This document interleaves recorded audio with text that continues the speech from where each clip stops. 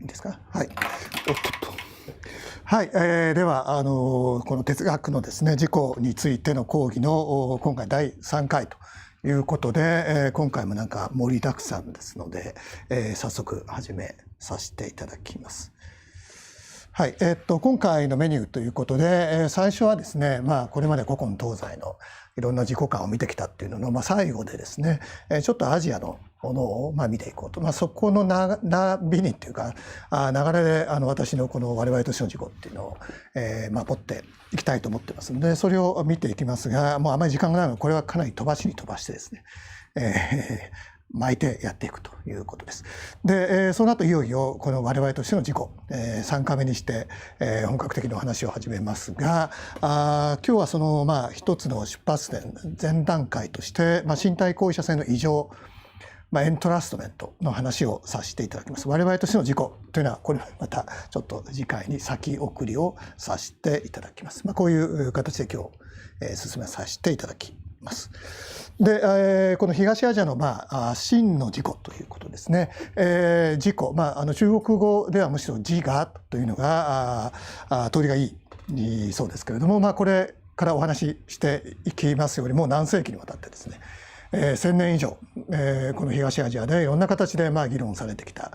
練り上げられてきた自己観ですけれども、その特徴をですね、ここでは乱暴にですね、ざっくりも3つにまとめて、見たいと思います。3つ。まず1番目はですね、全体論的、英語で言わないんですが、ホリスティックだと。つまり一番簡単に言うと、この自己っていうのはこの真羅万象世界と同じだ、一体化だ、この世界が私だっていう、途方もない主張といえば主張ですけれども、もう自己完全性は個人なんか超えちゃってますよと、イコール世界ですよっていうのはそういうふうな考え方、いろんなバリエーションがありますけれども、これが一つの大きな特徴です。で、2つ目。身体的ないしはもう身体の行為と同じだ、自己っていうのは必ず身体とくっついてると、身体と分けた、デカルト的な自己なんてのはありえないという、常に身体と、同一であるようなそういった自己、それが2番目の特徴です。で、3番目が不二という、こういう伝統的な用語、2つじゃないノンデュアルという性質を持っている、ないしはあれかこれかというような概念的な二項対立によっては捉えられないあり方を自己は持っている。だから自己は主観とか客観とか存在とか非存在とか、この二項対立では捉えられないようなそういったあり方を持っているっていう考え方、不二性ないしは超二項対立性、この3つを兼ね備えているっていうのがここでいう東アジアの真の自己という自己観ということになります。ただしこれから見ていきますように、ものすごく早送りで見ていきますように、この3つが常に揃ってるわけじゃないんですね。やっぱりいろんな形であちこちがポコポコと出てきて、最終的に安定した形でこの3つが揃い出すのは、中国の禅の思想ですねあたりかなと私なんかは考えておりますが、とりあえずそういう3つの特徴を持った自己観というものがあるということです。でこの真の自己の系譜、いろんなものが入ってきます。これあと見ていきますように、例えば中国の老荘思想なんていうのも入ってきますし、他にもいろんなものが入ってくるわけですけれども、やっぱりその主軸はですね、ブッディズム、仏教思想なんですよね。で、仏教思想の中の真我説というものがこの真の自己の系譜の主流、主な流れということになります。でもうですね、仏教といえばこれは今も昔も洋の東西を問わずですね、やっぱ無我の考えですね、自己なんて存在しないというこのノーセルフの考えが有名なんですけれども、実はそのもう一つの流れとしてやっぱりこの真我説があると。で、無我説というのは今言いましたように非常に単純に言うと自我は存在しないっていう、ないって言ったんですね。で、真我説は真なる自己が存在するって言ってるわけですから、もう正面衝突しているようには見えるんですが、実は必ずしもそうでもないですね。というのはここで言われている存在が否定されたり肯定されている自己そのものの意味合いがちょっと違うんで、正面衝突っていうわけではありません。で、無我説が否定しているのは執着の対象となる個人的な自己、私の自己ですね。こんなものに執着やめましょうって話で、真我説が存在を認めている自己っていうのは執着の対象にならない個人を出した事故ということで、同じ事故でもやっぱりちょっと違うことを言っているので、それほど正面衝突見かけほどにはならないということであります。ただしやっぱり似てる点とそれは違う点もあるということですよね。じゃあそこをざっくり見ていきますが、まずこの仏教の中で自己自我っていうのはいろんな形で議論をされてますが、そのポイントといいますかモチベーションというか目標というのは明確で、別に自己をですね心理学的に明らかにしたいとかそんな純粋な知的なモチベーションでやってるわけじゃなくって、要するに仏教ですからやっぱりこの自己執着からの脱却、これがイコールニルバーナ悟りなんですけど、要するにそれを目指すと。その中で自己っていうのは当然出てくるということです。でどうやって自己が出てくるかっていうと、この執着している対象ってやっぱり自己なんですね。私が大事、私のものとかって言ってるんですが、その私のものとかって言ってしがみついてるのよう見ようと何もないじゃんっていう、しがみついてるのがなければしがみつき自体が意味がなくなる。だから自己の存在否定による執着の無意味化、これが仏教の大きな戦略です。じゃあこの無意味化をするんですけど、執着、ここの戦略ストラテジーが2つに分かれると。で無我説っていうのはもう単にですね、個人的であろうが脱個人的であろうが超個人的であろうが自己そのものがないと。お前そのしがみついてるその手を見てみろと。何もないじゃんっていう。そのことによって執着を無意味化する。こういう非常にシンプルといえばシンプルなストラテジーです。それに対して真我説は別のその無意味化の戦略を取ります。というのは執着というのはちょっと難しい言葉で書きました対象選択思考的、つまりあのケーキじゃなくてこのケーキを食べたいとか、あの人じゃなくてこの人がいいっていう形で、やっぱり執着っていうのはあれじゃなくてこれというふうに対象を非常に思考的に選択して行われる行為なんですよね。でそれは逆に言うと対象の中にあれとこれという区別がある。あのケーキとこのケーキっていう区別があるってことを前提にしています。自己の場合は自己と大切な自己とどうでもいい他人通、そういう区別があるということで我々自己に執着をしているということですが、この結局自己の脱個人化っていうのはもう自己と他人にあるこの個人とそれを超えるこの差別をなくしちゃうので、結局区別ないってなっちゃうんですね。一生懸命こっちにだけあったってそこに何もないっていうか、ずっと続いていってしまっていて、そもそも執着という事柄が前提にしているその対象の区別っていうのが成り立たないですよっていう。だからこの自他の区別を伴わないようなヘンテコといえばヘンテコですけれども、脱個人的な自己観を導入することによって執着を無意味化しましょう。だから執着の無意味化っていうのは同じなんですが、ちょっとやり方が微妙にないしは決定的に違うという、そういうふうに言えるかと思います。で、そういうふうな個人的な自己を否定しまうという、そういうふうなラインの自己の系譜、真なる自己の系譜、ここに書いておりますが、やっぱりかなりいろんなものがある。でどこで切ってどこでから入るってなかなか厳密には言えないんですけれども、一応この、講義ではですね、ここでゴチック体で書いたものをですね、この系譜っていうふうに数えることにいたします。もうあんまり全部お話をしませんが、私もあんまり見えてないですが、これ見える。元をたどればやっぱりインドの古典的なウパニシャット思想のアートマンイコールブラウマンから来てるんですけれども、それがやっぱり仏教に入ってきて、これからちょっとお話をします如来藏思想っていうのがまず入ってきます。ここで真なる我っていうのがボーンと出てきてるんですね。でそれが今度は中国に入っていって、中国でこれ大流行り、爆発的に流行ってですね、今の日本の仏教もこれ非常にバックボーンになってるわけですけれども、そこでいろいろ展開していきます。で展開の途中にやっぱり中国のもともとあったですね、老荘思想のこれ割と似たような自己観があるので、これがこう入ってきて、お互い影響を及ぼし合いながらこの2つが混じり合うという、そういう化学反応をいろいろして、中国の禅までやってくると。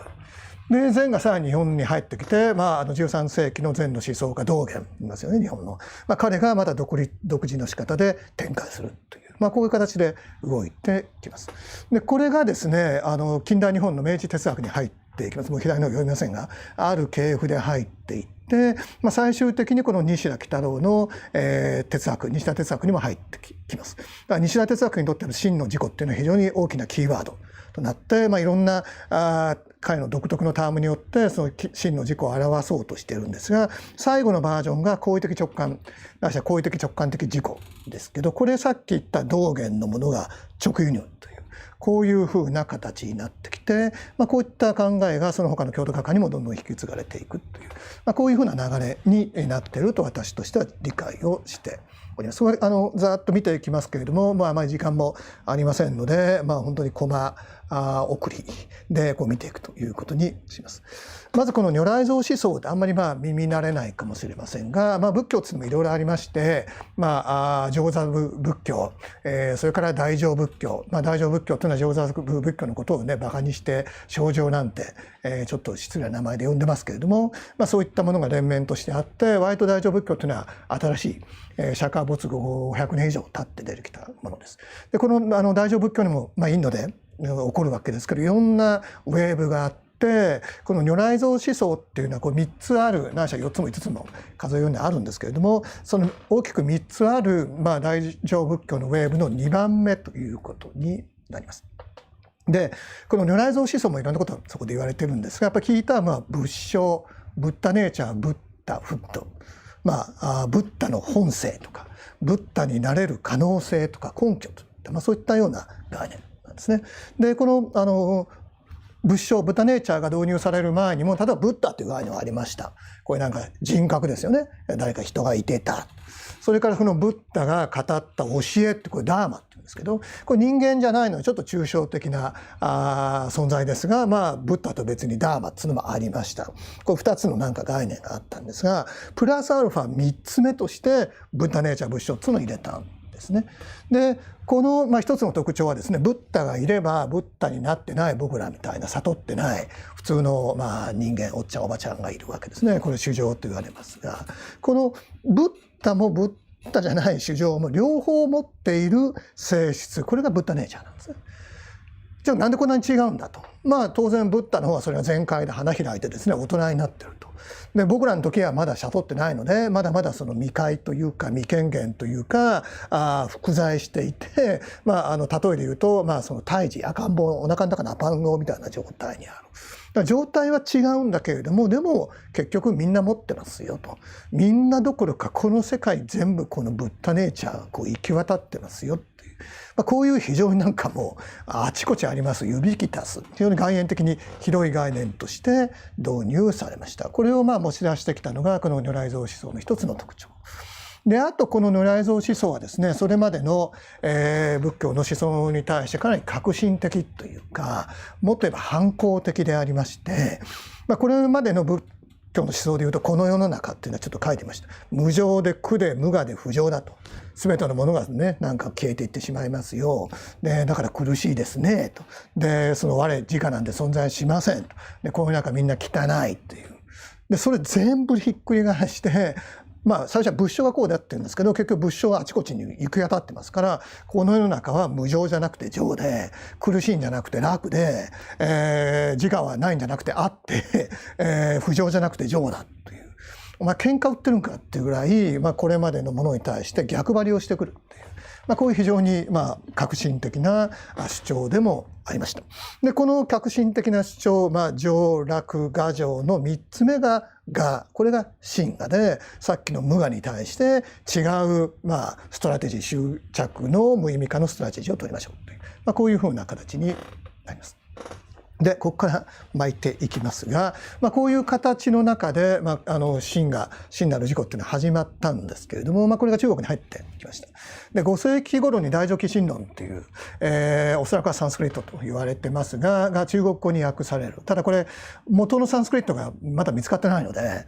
本当に訳されたのかと、でっち上げられたんじゃないかっていう疑いはずっとあるんですけど、とりあえずこの大乗起信論というのはこの如来蔵思想の非常に重要なテキストで、これ東アジアでむちゃくちゃ影響力を持ちました。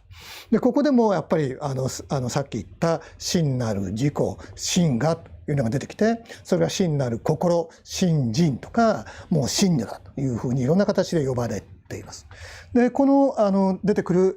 真なる自己真我っていうのはやっぱり全体論性、それから不二性、二項対立超えてますよ、それから身体性、ちょろちょろっとあるんですけれども、いろんな形でまだ未発展のものが多い。全体論性はこれ完全にもう全開です。この世界、もう要するにこの心だ。なんでか。これ形状学があるんです。要するにこの世界は心だからです。この世界に関して、実際に関して一元論とか有意心論を持ってるんです。とすると全部心は当たり前ですよね。むちゃくちゃヘビーな形状学的前提を置いた上で、この心っていうのはそんな個人じゃなくて、もう世界にバーンと広がってますよっていう、こういう全体論的な主張がなされます。一方でこの世界に広がっている心っていうのはやっぱり2つに分けることができない。あれとかこれとかっていう形で規定することができない。なので一心というふうにも呼ばれます。でこれが主観と客観の区別を超えてる。この場合の主観というのが狭い意味での個人的な自己で、これは我というふうに言われますけれども、そういったものを超えてるんだという意味ではノンデュアリティ、不二性というのを持ってるんですが、これの正体はやっぱりさっき言った要するに一元論なんですね。なんでノンデュアルか、要するにこの世界の根本はやっぱり心だから。だからそんなノンデュアルですよっていうことを言ってます。なのでこのノンデュアリティ、不二性というのが実際のもう根本の根っこにあるっていうんじゃなくて、根っこはやっぱり一個だっていう、そういう一元論の立場にまだ立ってるということであります。で身体も出てきます。この心っていうのは身体と不可分だ、そういう主張も出てくるんですが、この身体というのはこの我々の切れば血が出る生身の身体、非常に弱くて、無常、つまりを置いて最初に死んでいくような身体ではなくて、理想化されたもう金ピカのですね、恒常的な身体というふうに見なされています。だから本来の意味でのやっぱり身体性というのはまだここでは明確には出てないということです。で次に行きますと、これ中国の三論思想、三論思想っていうんですけれども、ここはやっぱり不二っていうのが全面的に入ってきます。さっきの全体的な自己っていうのはここでも入ってくるんですが、さっきの話はやっぱり最終的にはこの世界は一元論ですよと、心的一元論を取るんですが、いやそうじゃなくって、この世界の在り方っていうのは一元的でもないし二元的でもないと。一元論の反対、二元論の反対ですが、お前なんやねんという答えはやっぱり不二と言わざるを得ない。ですよね。一元論でも二元論でもないという非常にややこしい立場で、少なくともあれとかこれとかでは絶対この二元的な仕方では表現できないようなあり方がこの実在の真実のあり方ということは、実在そのものであるこの自己のあり方も不二的だという、こういうふうになるんですね。やっぱり自己っていうのはあらゆる二項対立を超えているっていうこの不二性がここでは全面化されます。身体性が間違ってます。これ体性ですね。やっぱ身体性まだこうやってできてない。じゃあこのあれでもないこれでもないっていうなんかややこしいことを言いました。でこれどうやってじゃあ表現するのか、これが難しいんですよね。もう細かくは見えませんが、やっぱり結局では概念では、口では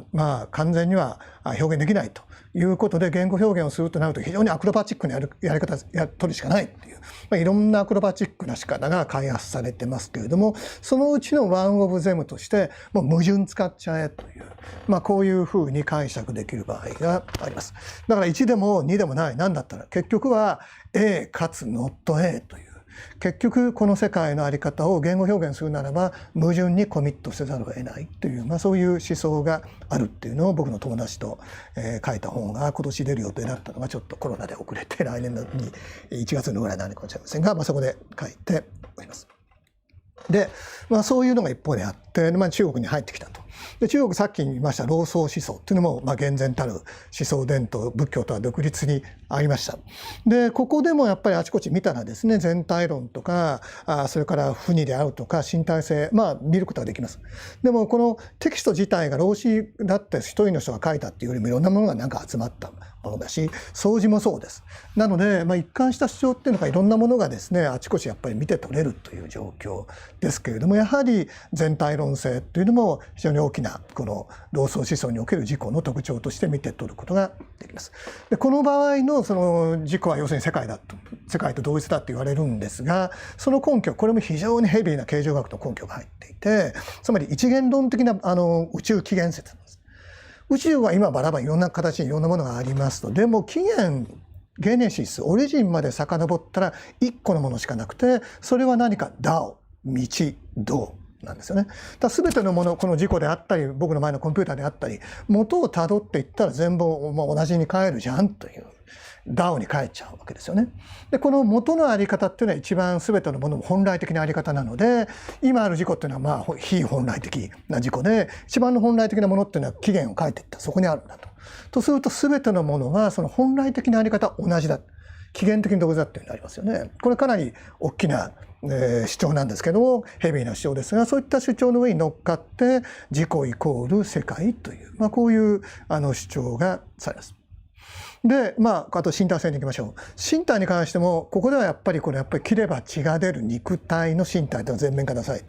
れていて、やっぱそれイコール心だ自己だっていう主張はやっぱりここでちょろっと出てくるんですね。ただしそれほど言われるほどですね、あちこちに出てきているわけではなくて、頑張って探せば見つかるという、そのぐらいの感じであります。でもそういうのが一方でありました。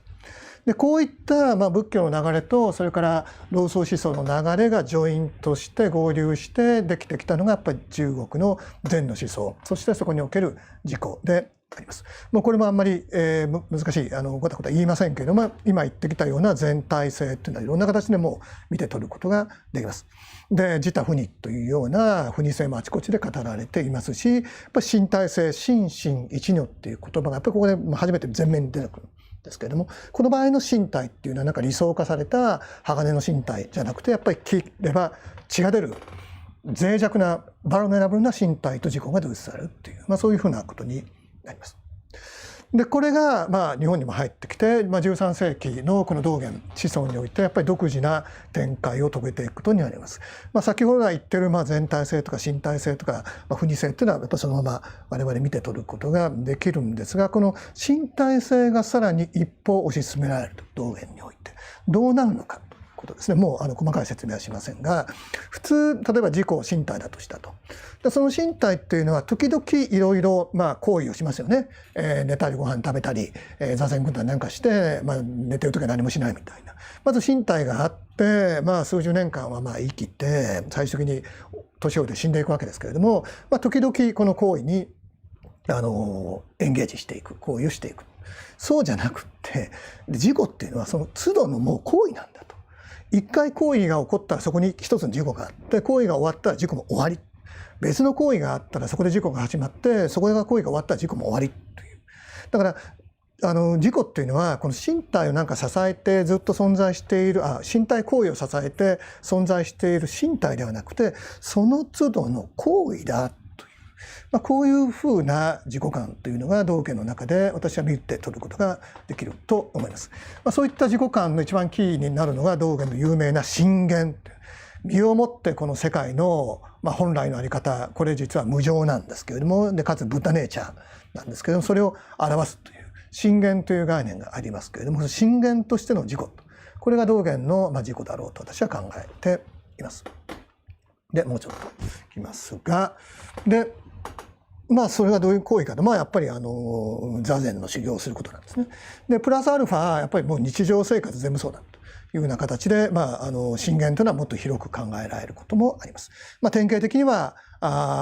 例えば市場に行っていろんな食材を買ってきて、クッキングしてそのみんなの修行僧に対して出すという、こういった講義もこの真言の典型例だというふうに見なされています。ということで現代認知科学とか、哲学とかロボット工学でエナクティブなセルフ、身体行為的な自己という概念が非常に流行ってますけど、この一つの先駆形態としてやっぱり道元、それからこの後出てくる西田というのがあるだろうというふうに言えると思います。あんまりもう時間がないので西田ですね。で、先ほど言ったようにこの真なる自己っていうのが西田哲学の中にも流れ込んできました。で西田のキーワードですね、純粋経験とか絶対意志とか場所とかいろんなものがあるんですが、これはその時々の西田における真の自己の概念化なんですね。だから純粋経験とは何か真の自己なんです。場所とは何か真の自己です。これ場所的自己と呼ばれます。こうやってやっぱり西田っていうのはいろんな形でこの真の自己とは何かを問い続けた哲学者であるというふうに言えます。これは全ての京都学派にも言える。だから京都学派っていうのは真の自己の哲学というふうに言えると思いますが、この真の自己っていうのはやっぱり先ほどら言ってる3つの特徴ですね。全体論的個人を超えてる、身体的身体と同一、それから不二的っていう、こういったものをいろんな形で概念化をしようと試みてきた彼らが来たというわけであります。この西田の最後の、真の自己の概念化っていうのは先ほど言った行為的直感としての自己でありまして、これのやっぱりある一定の行為が自己そのものなんだという、身体じゃなくて身体がその都度行っている行為それが自己なんだっていう考えですが、この典型例面白いので、大工が家を作る、これが西田のこの行為的直感の典型例なんですね。だから道元とやっぱ似てるとか、道元の考えはやっぱり受け入れてるんですが、決定的に違うところもあって、山の中で座禅組んでたらダメだっていう。でさっきなんかご飯作るってありましたよね。いろいろ行図が座が、いろんな日常生活。でもその日常生活の一番コアに合うのはあれ何か、消費生活ですよ。マーケットで買ってきて料理して食べるんですね。これ物事の半分でしかないですよね。前半分の生産が落ちてるんですよ。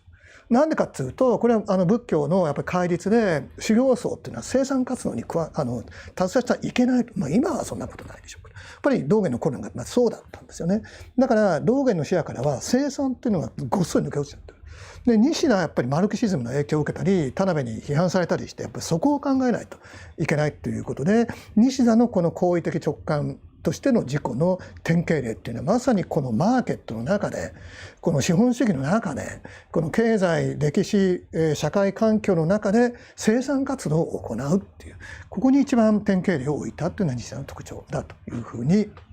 言えると思います。で、西田はやっぱりこの全体論戦っていうのも言ってます。でそれからやっぱり不二性というのも言ってるんですが、ここでやっぱりさっきの三論の伏流性が現れていて、結局この不二性っていうのはやっぱり矛盾として最初には表現します。悪名高い矛盾的自己同一、絶対矛盾的自己同一っていうのは、この自己の不二性、あれかこれかっていう概念では表現できない。じゃあどういう概念規定が可能か。西田のアンサーは矛盾だったんですよね。やっぱりこういう形で矛盾という形で不二性が表現されているというふうに言えると思います。で今ざーっと見てまいりました。こういう真なる自己というものをいわば系譜を私として継ぎつつも、この後我々としての自己というものを考えていきたいというふうに思っています。そうするとこの真なる自己と我々としての自己、つながっている部分と切れている部分があるわけですよね。つながっている部分というのはやっぱりこの真なる自己の3つの特徴、全体論性、それから身体行為性ですね、不二性、これは私も継承したいと思っています。ただし意味は変えていきます。まずこの万物との同一なんで、そんな答えもう言いません。どういうことか、これからお話をします。それから身体論性、これはやっぱり身体行為に還元するという、この道元西田ラインも私はやっぱり取りたいというふうに思っています。それから不二性、これ単なるこのあれかこれか、あれとかこれで表すことができないというんじゃなくて、もっと積極的に異質性、同一でなくて、この自己の在り方、その一番のポイントは異質であること。でこの異質を西田に倣って矛盾として概念表現したいというふうに思っています。でそれからやっぱり違うところ、いろんなこれまで見てきた東アジアの自己っていうのはさまざまな形状学的前提を持っていました。心的一元論であるとか、不二的な存在論であるとか、一元論的な宇宙起源論とか、私はできるだけそういったものはコミットしない、そういう形状学的にはライトな主張をしていきたいと思っています。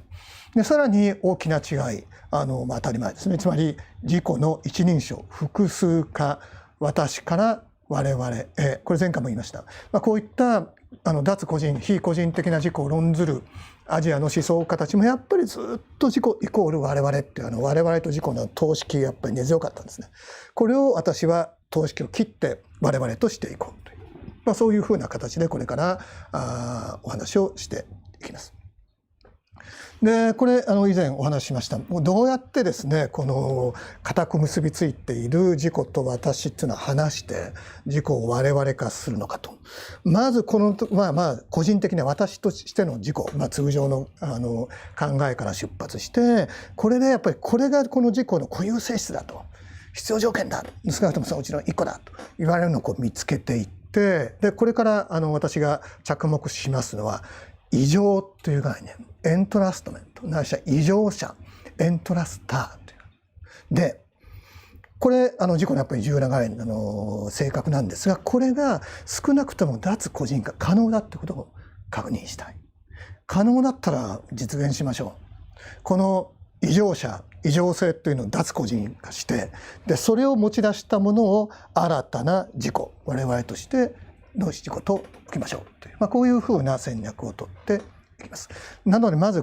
はこの個人的自己にとってこの異常というあり方ないしは異常さ性というあり方が非常に重要だということを見ていきます。でこれは私はむしろこの我々の事実、体を動かすという事実に関する観察だというふうに考えていますので、私の今直感に基づいているわけですけれども、やっぱりいろんな形で経験的に検証することも可能だというふうに私は思っています。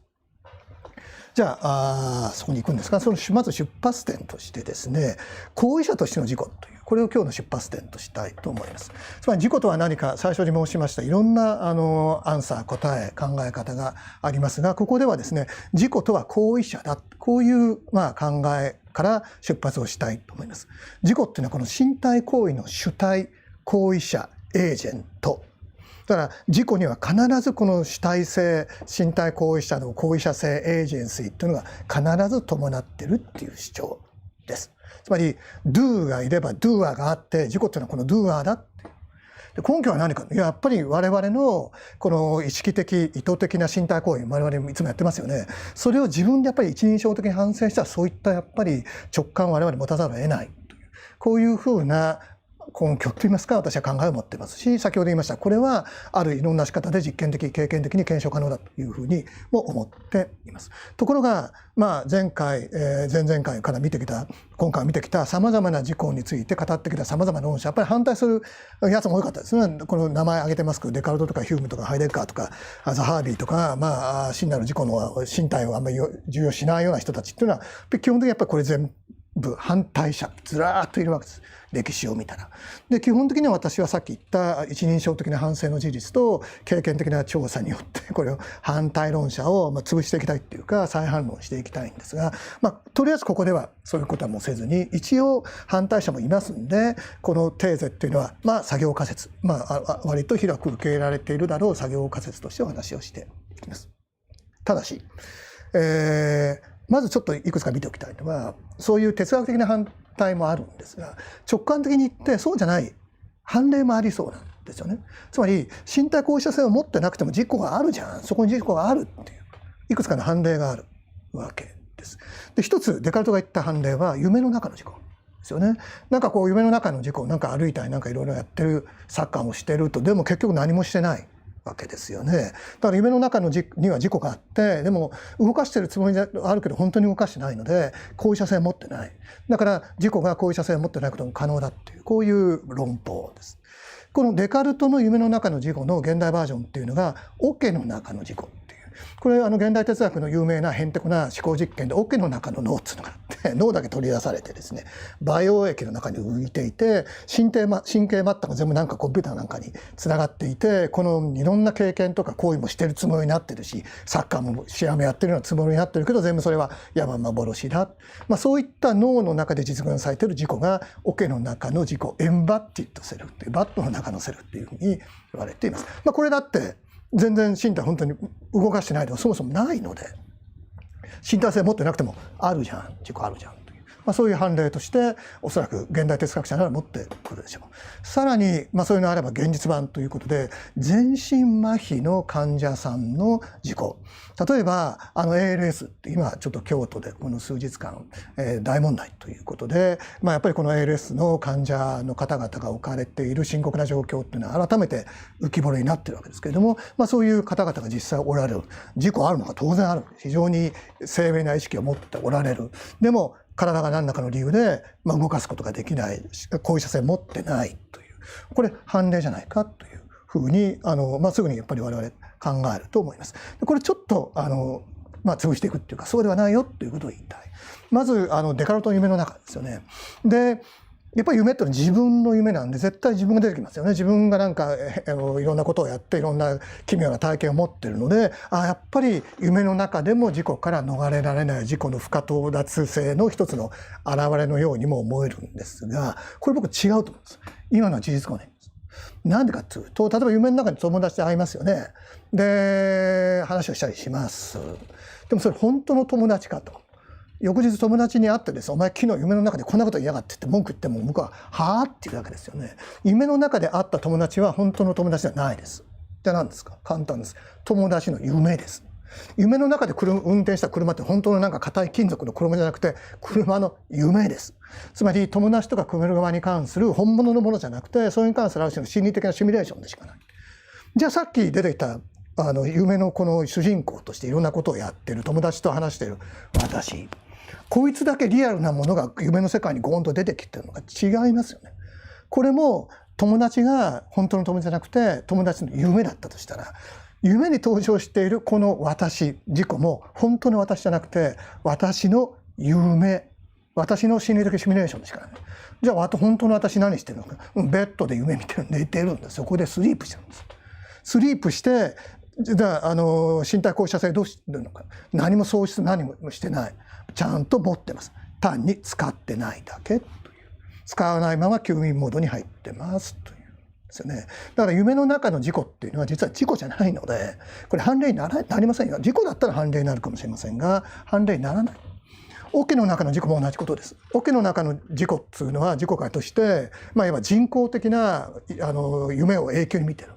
そこで自分も出てくるでしょう。でもこれはやっぱり本当の自己ではなくて、自己についての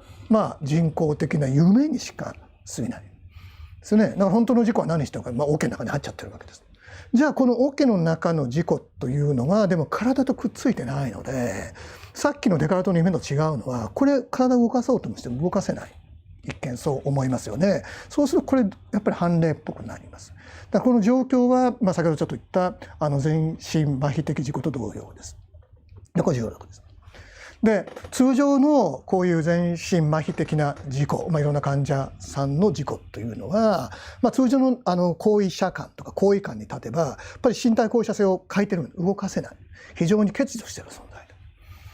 で、さらに人間観として人間の一番の特徴、尊厳とかかけがえのなさが何々できること、映画でいうとケーパビリティにおいた場合、やっぱり決定的にやっぱ変えてるわけですよ。身体を動かせることがないので、できることっていうのにおいてかなり変えた存在、場合によっては尊厳が脅かされるというふうに感じられるかもしれないような存在です。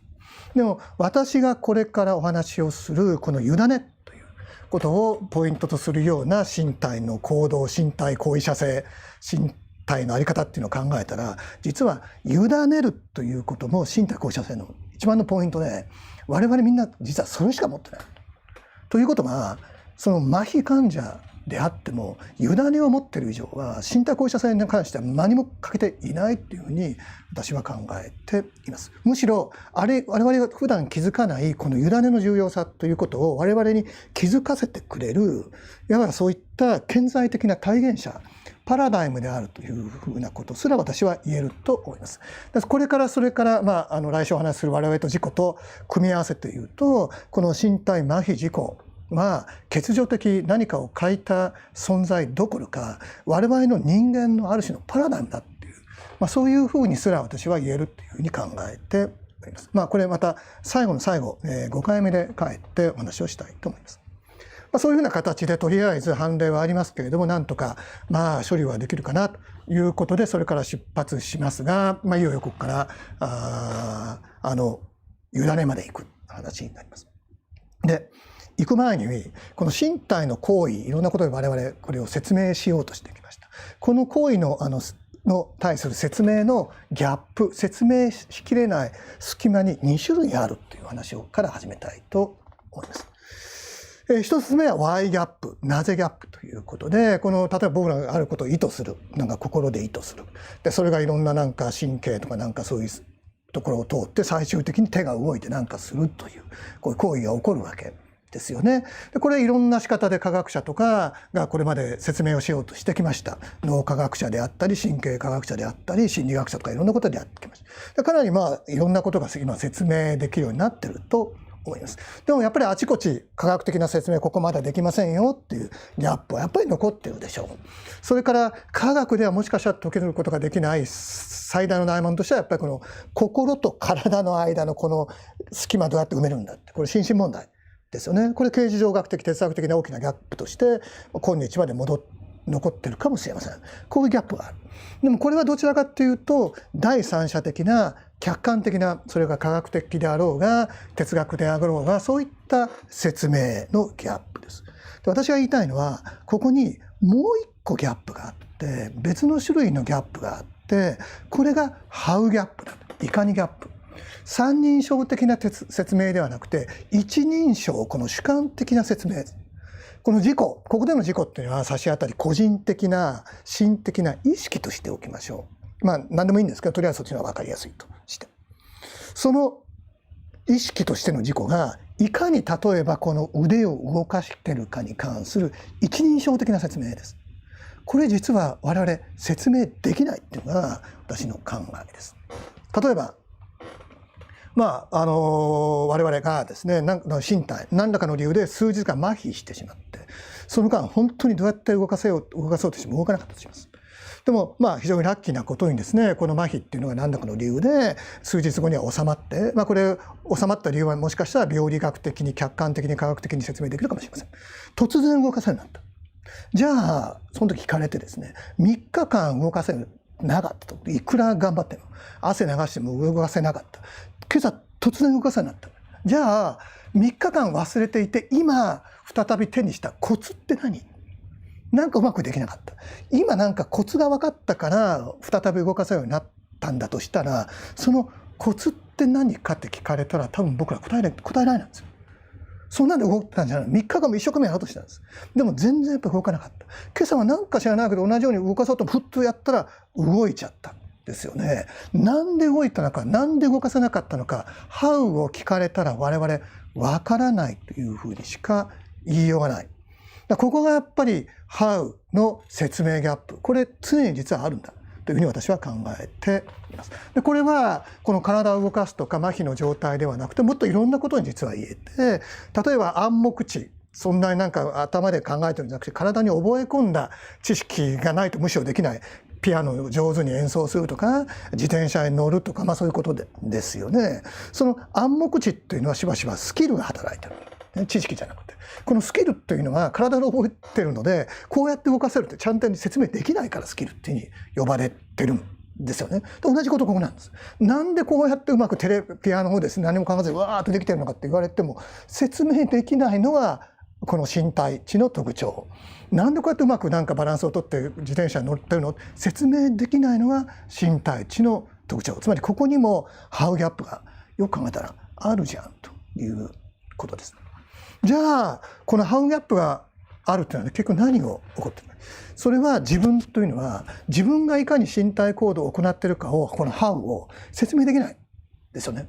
常にあるんです。つまり逆に言うと、我々はどのような身体行動、手を動かすという一番シンプルなものであったとしても、常にこの個人的な心としての自己以外の何か、この身体とか神経機構とか自転車とかピアノとか、そういったものを前提にして、それがうまく支障なく発動してくれるってことを前提にして、完全な根拠とか証拠とかなしに、何の保証もなしに、とにかくお願いねっていうことで依存してやらざるを得ない。で結局どの場合にうまくいってどの場合にうまくいかなかったのは、結局は最終的にはやってみないとわからない。もちろんいろんな準備頑張ってしますよ。でも準備完璧ではありません。最終的にやってみてうまく自転車乗るかどうかやってみないとわからない。つまり常に我々はどのような身体行動をする時でも、あらかじめ成功の保証がない依存ということを行わざるを得ない。これが我々のいわば真実なんだというふうに考えています。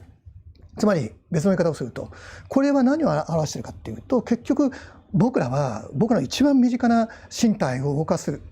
際にしても、この身体運動を完全にコントロールできないんです。じゃあ何をやってるのか。むしろ僕が持っているこのエージェンシーですよね。このドゥアーとしてのなんか性質だったり資格だったり、これを他のエージェント機構に任せてる、委ねてる、異常してる、委任している、エントラストしてるっていうことです。エントラストっていうのはある程度も任せざるを得ないんですね。どうやってちゃんと動いてくれるか、もう最初から保証なきに別の人に委ねるっていうのがこの異常であります。でこういう異常ということは実は我々は例えば暗黙知の場合なんかではこの自転車とかに身を委ねるっていう仕方で多分なんとなく我々は意識してるんだろうと思います。でこの身を委ねがうまくいったら例えば手応えを感じるというような言語表現で表したくなるようななんか感覚を持ったら任したことがなんかうまくいってるなというふうにやっぱり我々は感じてるんだろうと思います。だからこういう言葉があるっていうのはその背後にあるやっぱり何か我々の感覚とかこの生き生きとした感じを表してるんじゃないかというふうに考えています。で委ねることが必要だと。じゃあ何が起こってるの？これ別の言い方をするとこの我々の主体性ですよね、エージェンシーっていうのを結局私はいろんな仕方でいろんなものいろんなエージェントに分配せざるを得ないんです。ディストリビューション分配がここで行われている。手を動かす場合はこれもともと心が持ってたものの少なくともある部分かどうか分かりませんけれども身体にエージェンシーを分配するしかないんです。自転車の場合身体と自転車3つのものに分配するしかない。つまり自転車を動かす時には少なくとも3つのエージェントがないしはエージェンシーを分配されたものが参加していることになります。全ての身体行動は複数のエージェントが必ず参加せざるを得ないということで最初から実は僕らがあんまり気づいてなかったかもしれませんが共同行動であると言わざるを得ないと私は考えています。結果として全ての身体行為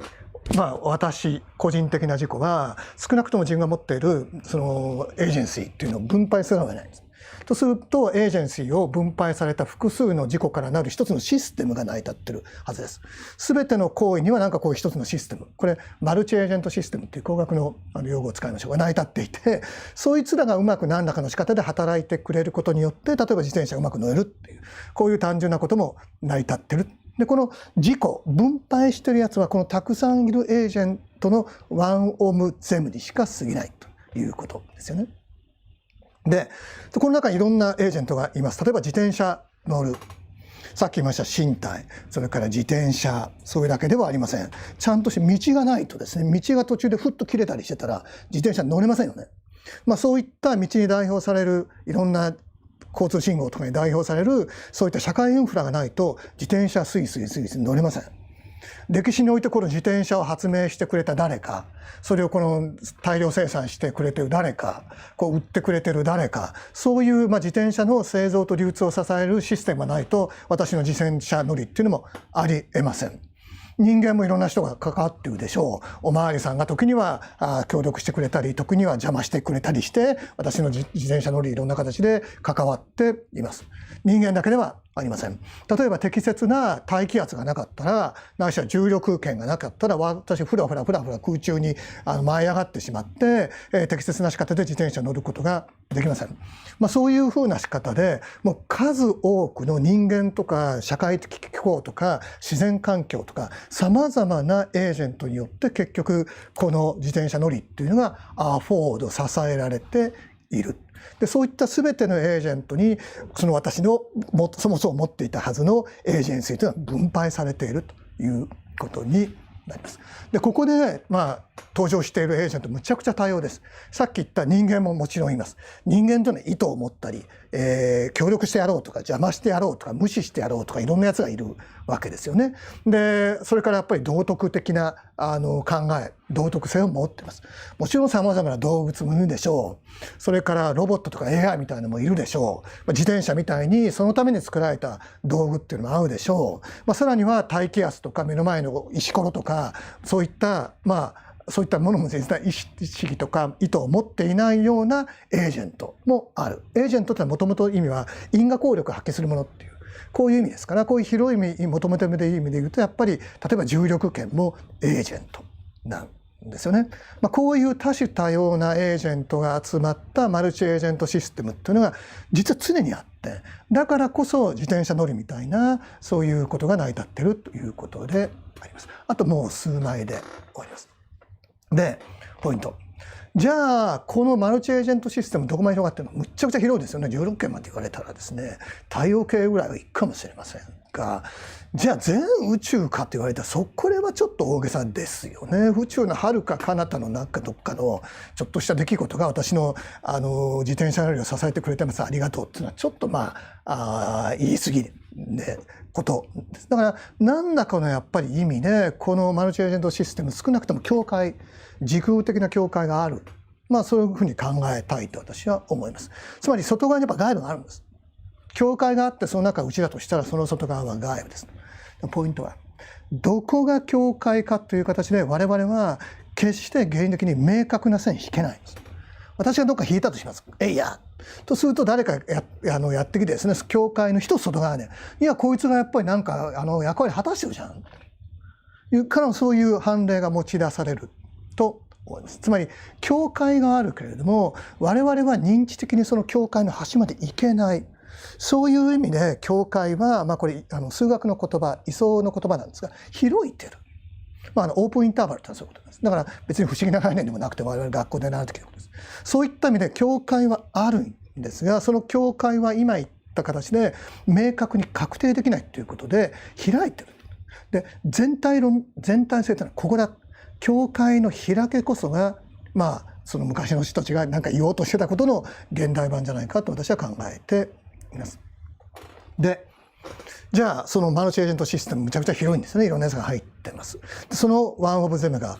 狭い意味での個人的な意識としての自我でした。でも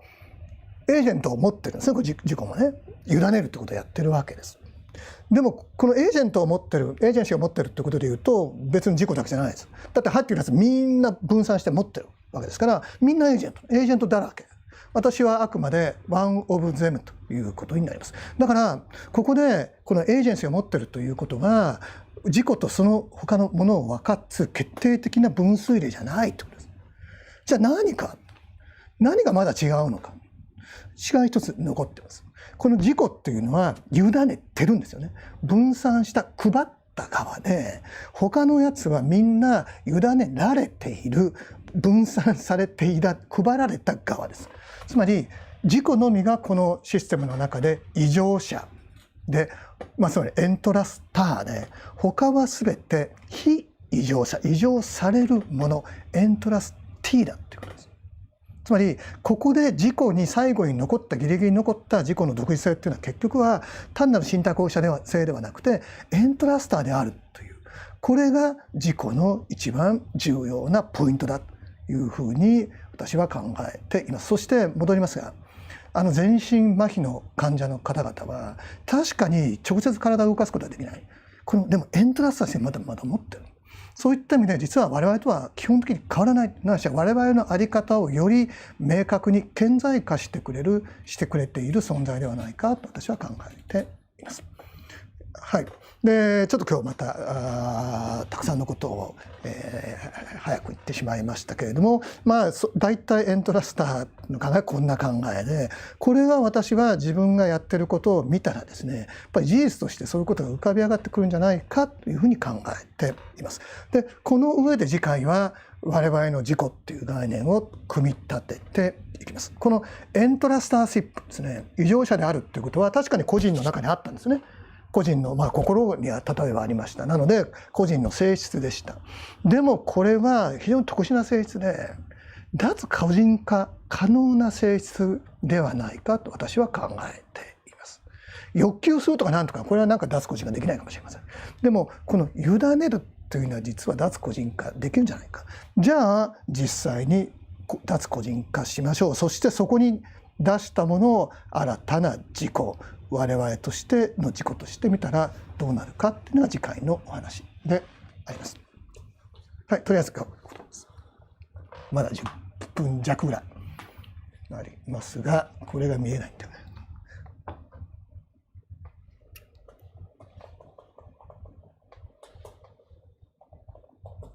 はい、いろいろありますけれども。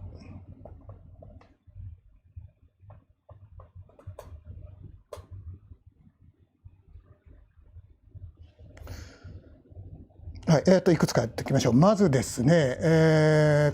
そうですね、矛盾の話は出てきます。一般に矛盾は良くないことと考えられていますが、もしかしたらそうではないという積極的な意味を持ち得るのではないか、で私はそういうふうに考えています。矛盾というのはすごくもう悪いことだと考えられていて、西洋哲学、アリストテレスっていう偉いさんがですね、昔要するに矛盾律ないし無矛盾律を立てて矛盾はダメだっていう、これが西洋哲学ないしは論理学のもう大原理となってずっと今日まであるわけですが、実は矛盾がなんでダメかとあんまりその明確にダメだっていう答えはないんですね。で一つあるのは論理的に矛盾を犯しちゃったら全てのものがそこからうわーっと出てくると。ただもう一旦踏んだら爆発する地雷みたいなもんで矛盾を一旦真と認めたらそこから何でも出てくるという、こういうある種の論理的な事実があります。これ爆発率と言われます。なので矛盾 OK と言った途端に私何でも受け入れなきゃいけなくなってしまうので、逆に何を言うことも意味なくなりますよね。何度でも言えるという、それが矛盾を起こしたら困るよということの私は最強の根拠であるというふうに思いますが、それはそういった論理がそういったあり方をしているからなんですね。爆発率というそういう性質っていうか部品を組み込んでるからであって、で今こういう爆発率という部品を組み込まない矛盾許容型論理というのが1940年代70年代ぐらいからどんどん開発されてきています。そういった論理でこれまでの論理を組み替えることによって我々少なくとも矛盾が出てもそういう爆発して何でも受け入れなきゃいけないというそういう状況に陥る必要はないということがありますので、その場合いわば私は矛盾は論理的にいわば無害化されているということです。もちろんそういった新しい論理もいろんな、まだ欠点とか十分じゃない点もあるんですけれども、一応論理としては成り立ってますので、そういった論理を作ることによってアリストテレスの規則にこだわらないポストアリストテレス的な哲学を展開することが可能だというふうに思っていますし、そういうような観点から見ては今日ご紹介してきたアジアの思想も十分に論理的っていうふうに仕方で再構成できるんじゃないかというふうに考えています。あと一つ二つぐらいはもうちょっといけますか。はい、そうですね、何でしょうか。はい、自己責任論の話ですね。で自己責任論こうやって私じゃなくて我々に広げたらその責任どうなるのかということ、これは次回お話をします。倫理の中で非常に重要なことで、この自己責任論ないしは道徳責任というのをこの我々という新たな自己観の下でどういうふうに考え直すのか、これは非常に重要なポイントですので、次回にまたお話をしています。はい、そうです。すでに心と身体分けてないですか。そうなんです。私の今の話はこの身体っていうのをこの個人的な心の一番近しい隣にいるんだけれども別のエージェントとして分けていますよね。で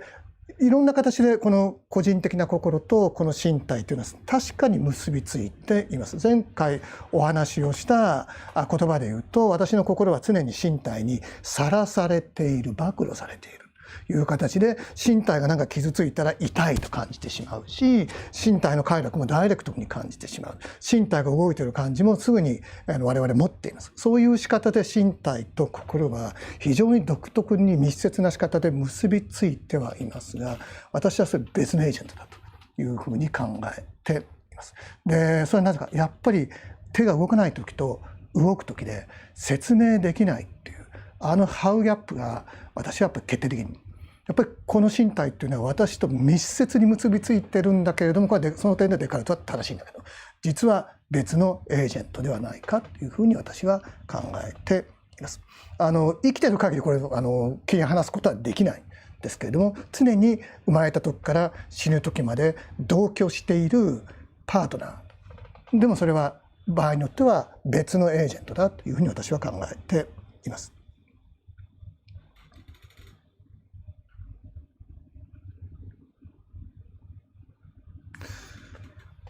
はい、異常性としての自己と真がにおける自他区別の撤廃の関係ですよね。そのまた前のも必要なんですが、なんでもともとこんな我々としての自己というようなことを言っているその心っていうかモチベーションっていうか何かっていう。で真がの一つの話でやっぱり自他の区別をなくする。そのことによって自己執着というものを無意味化するというこういうモチベーションがありました。で、私はやっぱりある程度そういうモチベーションにはシンパシーを感じています。ただし私の言葉でちょっと別の言い方をすると第1回でお話をした実存的孤独というのがあります。通常の私としての自己感を取る限りこの私は世界の他の何者からも区別されたディスティンクトな一つの別のものだというふうになるという、これはやっぱり私としての自己感の一つの大きな特徴だろうと思いますし、私はそこに我々のいろんな実存的な苦とか苦しみの一つの根っこがあるというふうに考えています。それをどうにかして打ち破るというそういうモチベーションでやってますけれども、それは仏教の言葉遣いをすればああいう真我の考えとつながるところがあるというふうに思っています。それから今日ちょっと飛ばしましたし言いませんでしたが、この委ねるということですよね。これはどっから来たかのやっぱり考えてみたら何かあるんじゃないかって僕は思ったんですけれども、別のこの哲学的なある種のリソースとしては西田です。ちょっとどっかで書いてたかもしれませんが、西田が実践哲学入門というやっぱ後期の論文の中で広い自己と狭い自己、これ僕の言葉ですけれども、そういう2つの自己について語っていて、真の自己っていうのはやっぱ広い方なんですが、狭い自己、個人的な自己は広い自己に対して結局自分のエージェンシーを委ねざるを得ない、そういうふうなことをどこかで書いています。そして委ねることこそがこの小さな自己にとっても真なる自由だ、そういうふうな話をしています。私はやっぱそこから一つのこの委ねるということ、この委ねと全体ということが結びつくということの一つのインスピレーションを得ました。そういった意味でもやっぱりこの自己の系譜にはいろいろ私も追うものはあるだろうなというふうに考えています。はい、まだまだたくさんいただいていて申し訳ありませんが、一応時間になっちゃったんですが、なんとか最後にちょっとまた質問をですねピックアップをしていただいて、できれば答えられなかった質問でもそれ全部はちょっと無理かもしれませんけれどもお答えする時間を作りたいというふうに思っております。じゃあ今回はここまで。また来週お会いしましょう。